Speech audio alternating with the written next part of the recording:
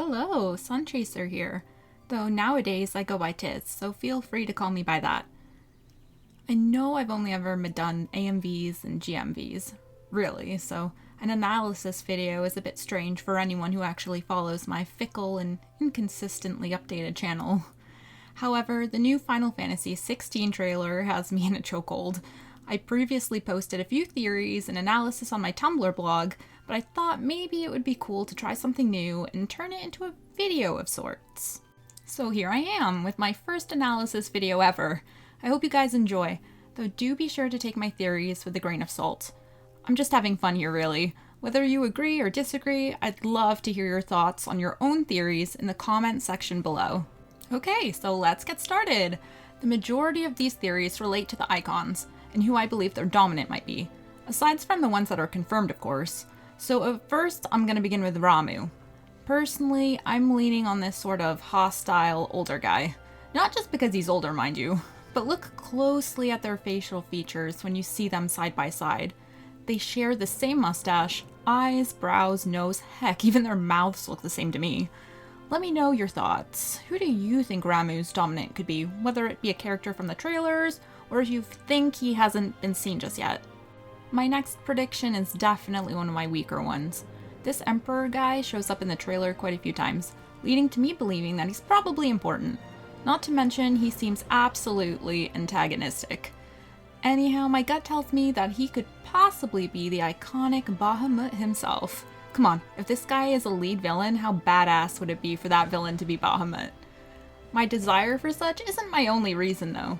In the Dominance trailer, we see Bahamut before it transitions to the Emperor. That and his color scheme. What with that teal blue jewelry and the clothes, it's kind of reminiscent of Bahamut's signature attack, Mega Flare. That's simply what I collected from the trailer, but we get more information from the site too. They've provided us a small description of the Empire, which is known as the Holy Empire of Zanbreck. At least I think I'm saying that right. This is what it says. Zanbreck is the largest theocratic force in the Lithsphere.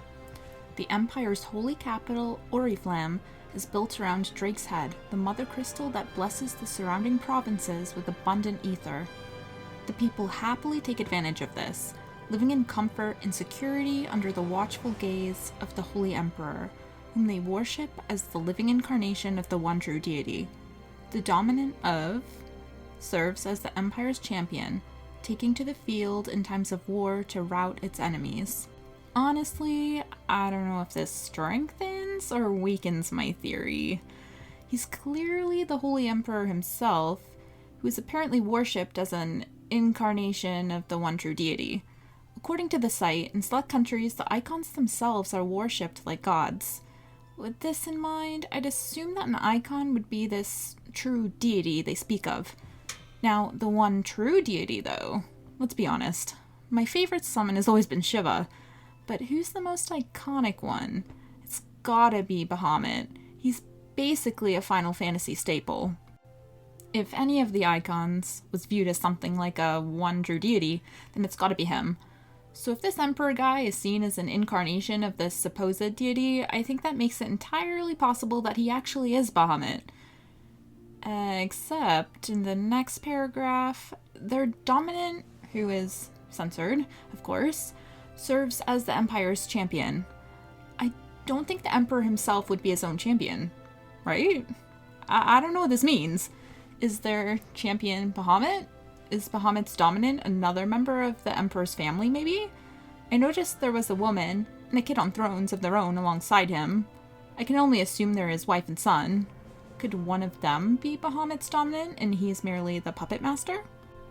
Or do they possibly have a second dominant that serves their empire as their champion? Oddly, that entire description of rout the enemy makes me think of Shiva as she's mercilessly mowing those soldiers down in the trailer. Whoever their champion is, I can't wait to find out.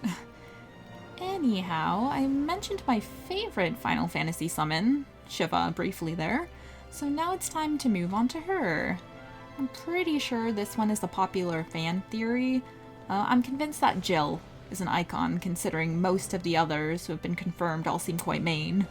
With the platinum hair and the similar facial features, I could see a time skip Jill totally being Shiva. I don't know what the circumstances would be, but it'd be super interesting if she did end up being the Empire's champion somehow. I couldn't see Jill siding with them willingly, though. But getting back on track, when I checked out Jill's bio on the official site, this starting bit stuck out to me.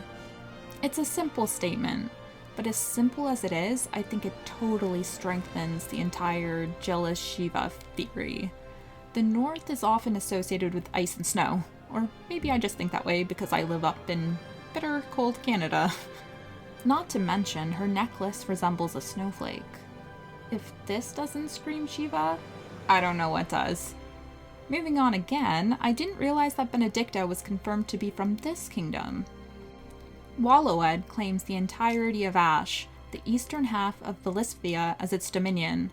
The kingdom's control of the continent has often been tested by the orcs and other beastmen who make their home there, but the current ruler of the realm, dominant of, has succeeded in quelling their rebellions. Using the power of the kingdom's mother crystal, Drake's Spine, this new king has built up a mighty army, with which he now seeks to test the borders of his neighbors. So, Benedicta is a dominant herself, but she's not the dominant mentioned in the kingdom's description. Whoever this one is, they're the king apparently. Based on their flag, I can only assume that this apparent king is Odin's dominant. Who that is, I can't really say. I thought that maybe it was the chivalrous-looking guy who got the close-up in the newer trailer, but I'm pretty sure he was in the scene with the Empire. Either way, I'm sure we still have plenty of other characters that we still need to meet. Finally, one of the discoveries I'm most excited to share. This dude is supposed to be Clive and Joshua's dad, right? He's the one who gets stabbed protecting Joshua, but maybe he lives, or Joshua heals him? And the guy on the next scene that I'm going to play is him in the time skip? If not, I'm assuming he's someone related to them. He looks too similar not to be. Benedicta's in the scene with him too, so I think maybe that infamous sex scene involves him, not Clive probably? I don't know. It could still be Clive, but the back of the hair looks more like this guy to me. But the most important part of all of this, next to the dude who I think might be a time skip version of their father, is another guy with longish hair and a gleaming earring. Time skip Joshua, maybe? His earring is on the same ear. That and his bangs are in the exact same style as Joshua's. I'm really hoping on this one. My boy can't be dead. He's a phoenix after all. Even if he supposedly dies, I think he'll be resurrected. And that brings my theorizing to an end for now. At least until we get more information, that is. It's not like me to delve so deeply into something that's still so far away. I'm having too much fun with it, and 16 is honestly all I've been able to think about since its newer trailer, if you couldn't tell. If anyone else has any thoughts or theories, feel free to share. I need to get my fix somehow here. It's gonna feel like a long and agonizing wait before summer 2023. I hope you found this video interesting. If you did, don't forget to subscribe in case I make similar videos once we get more trailers. Take care, fellow 16 waiters.